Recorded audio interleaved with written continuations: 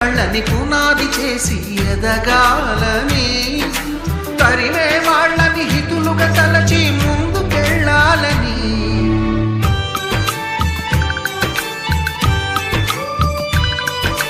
కన్నుల నీటిని కలల సాగుకై వాడుకోవాలని,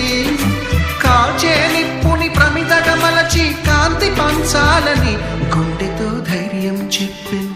చూపుతో మార్గం చెప్పెను, అడుగుతో గమ్యం చెప్పెను, నేనున్నానని నీకేం కాదని, నిన్నటి రాతని మార్చేస్తానని.